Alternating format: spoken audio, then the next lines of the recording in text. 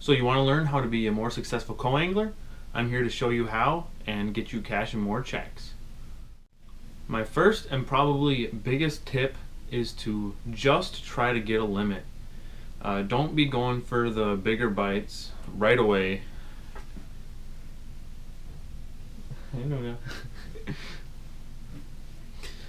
As I was saying, don't be going for the bigger bites right away. Just try to get a limit. That's like the best way to get a check is to just get 5 or 3 bass, depending on how many the limit is.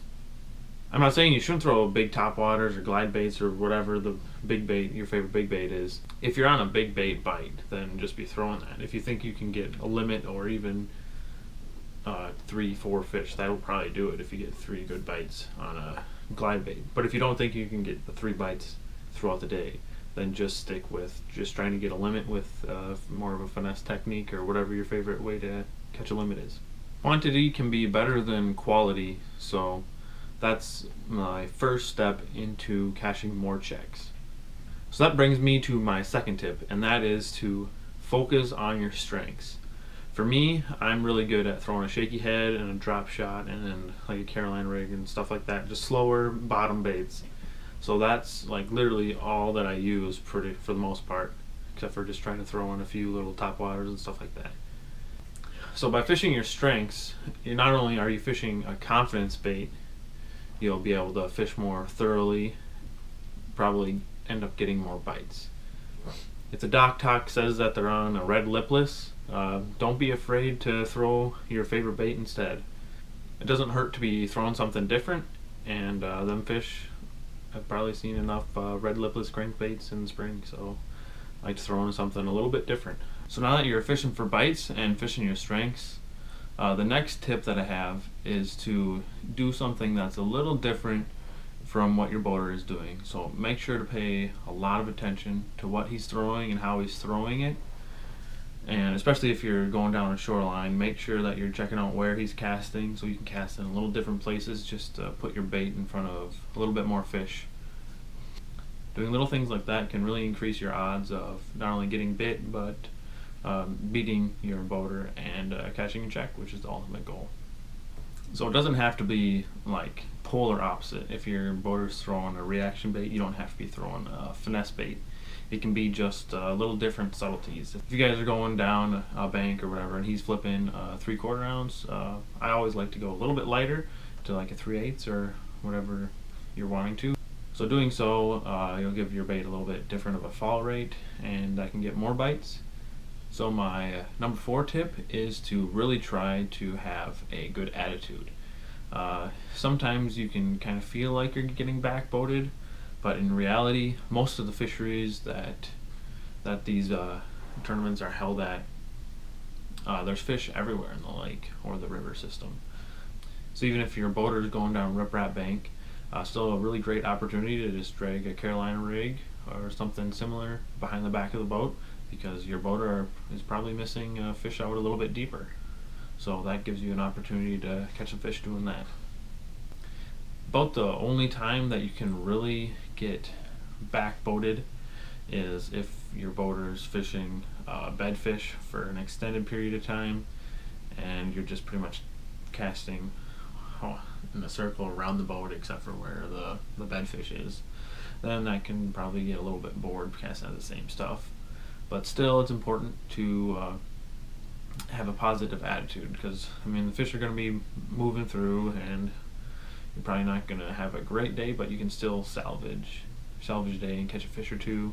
And my 5th and final tip is to really try to be a good and courteous co-angler. I've discovered a lot of times if you are like very courteous of the boater's personal space and like casting area, a lot of times towards the end of the day they'll try to get you on some fish if you don't have your limit already. A good example of this was for my super tournament that I had this year on La Crosse. My boater he only had like 2 or 3 fish I think, and was pretty much not going to make the cut no matter what. But I had 4 fish for a little over 9 pounds, so I knew I was going to be really close to making the cut. So like the last hour and a half of the day, he tried to bring me to a few areas where I could probably catch my fifth keeper and pretty much be guaranteed to make the final day. So that was very helpful for me, and it goes to show that if you're a good co-angler, the boater will sometimes reciprocate and help you out. So to sum up all my co-angler tips, number one is to just go for a limit. A lot of times that will just get you a check if you get a limit, so that's going to be the best thing that you can do. And number two is to fish your strengths. That's what you're best at, and that's what you're confident in, so that's what you need to be doing. Number three was to be doing something different from your boater, whether that's reaction versus finesse, or just a little slight change in color or weight. It's good to be doing something a little bit different, to be giving the fish a little bit different of a presentation as you're fishing.